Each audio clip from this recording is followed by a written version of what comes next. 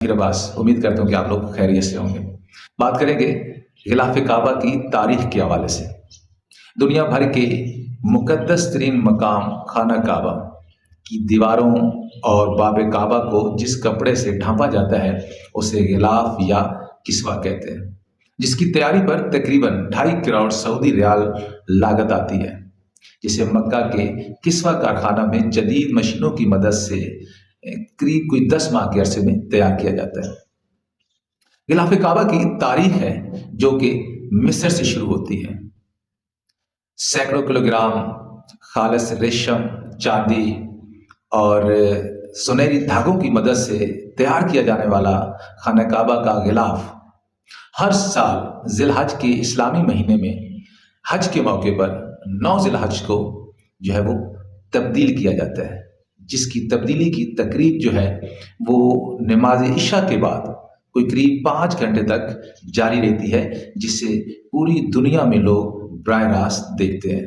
تاریخی کتب میں دستیاب معلومات کے مطابق یمن کے بادشاہ تبا یاتوبہ الحمیری یہ وہ پہلا شخص تھا جس نے خانہ کعبہ کے اوپر غلاف چڑھایا۔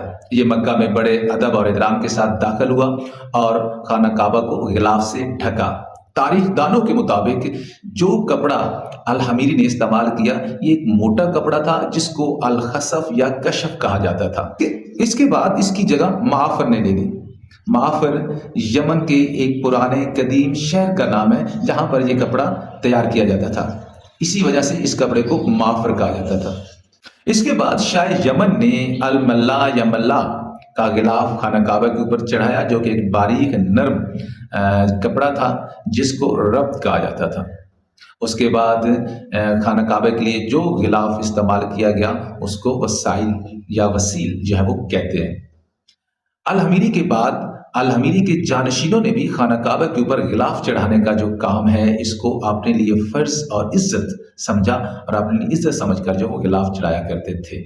تاریخ سے معلوم ہوتا ہے کہ ہر حکمران نے، ہر بادشاہ نے پہلے سے بڑھ چڑھ کر غلاف کعبہ کی تیاری کے لیے محنت کروائی، بلکہ بادشاہوں کے درمیان ایک مقابلے کی کیفیت رہتی اور ہر آنے والا بادشاہ جو پہلے سے زیادہ کوشش، زیادہ محنت کرتا غلاف کعبہ کی تیاری کے لیے۔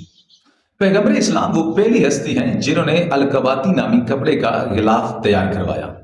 ایک تاریخی روایت سے پتہ چلتا ہے کہ آپ صلی اللہ علیہ وسلم نے مشرکین مکہ کے دور کا تیار کردہ غلاف اس وقت تبدیل کروایا کہ جب غلاف جلا اس طرح کہ ایک معطر کرنے والی عورت جو ہے وہ غلاف کعبہ کو دھونی کے ساتھ معطر کر رہی تھی، جس کی وجہ سے غلاف جل گیا اور اس کے جلنے کے بعد آپ صلی اللہ علیہ وسلم نے جو ہے وہ غلاف کعبہ کو تبدیل کروایا۔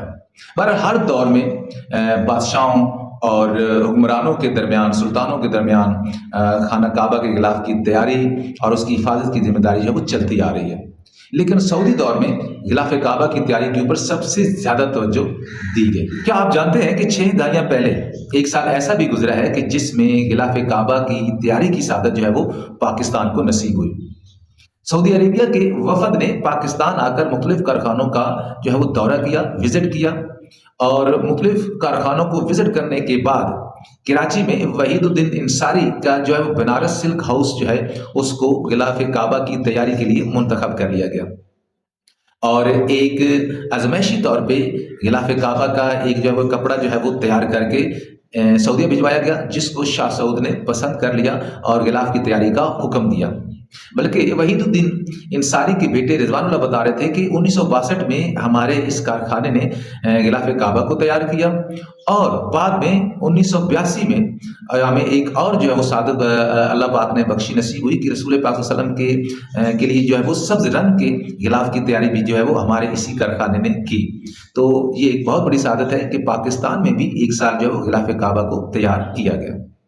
غلاف کعبہ کی تیاری کے لیے 3 ماہ 34 کاریگروں نے پابوز ہو کر کام کیا اور غلاف کعبہ کو تیار کیا، بلکہ غلاف کعبہ کی تیاری کے لیے اس وقت کے صدر ایوب خان جو ہیں وہ بھی خصوصی کام کا جائزہ لینے کے لیے گئے تھے۔ ایک دفعہ غلاف کعبہ بندرگاہ پر پہنچا تو کافی دیر ہو چکی تھی، تو سعودی شاہ عبدالعزیز نے فرمان جاری کیا کہ غلاف کعبہ کی تیاری کے لیے ایک فیکٹری قائم کی جائے اور مسجد الحرام کے پاس ایک فیکٹری قائم کی گئی جس کو سب سے پہلے غلاف کعبہ کی تیاری کا جو ہے وہ ذمہ داری سونپی گئی۔ اور اس نے غلاف کعبہ کو تیار کیا۔ بعد میں اس فیکٹری کو وہاں سے منتقل کر کے دوسری جگہ پہ شفٹ کر دیا گیا اور شاہی فرمان کے مطابق جو فیکٹری ہے اس کا نام چینج کر کے کنگ عبدالعزیز کمپلیکس برائے کسوہ رکھا گیا۔ آل سعود کے شاہ عبدالعزیز وہ پہلے حکمران تھے جنہوں نے غلاف کعبہ کو تبدیل کیا۔ بعد میں 1980 میں انہوں نے غلاف کعبہ کا اندرونی کپڑا جو ہے وہ تبدیل کیا۔ پھر 1997 میں 1997 میں ایک دفعہ پھر غلاف کعبہ کو مکمل طور پر تبدیل کیا گیا۔ امید ہے کہ اس ویڈیو سے آپ کو غلاف کعبہ کی تاریخ کے حوالے سے کافی ساری انفارمیشن ملی ہوگی، اور انشاءاللہ نیکسٹ ٹائم کسی اچھی سی ویڈیو میں ملے گی۔ اللہ حافظ۔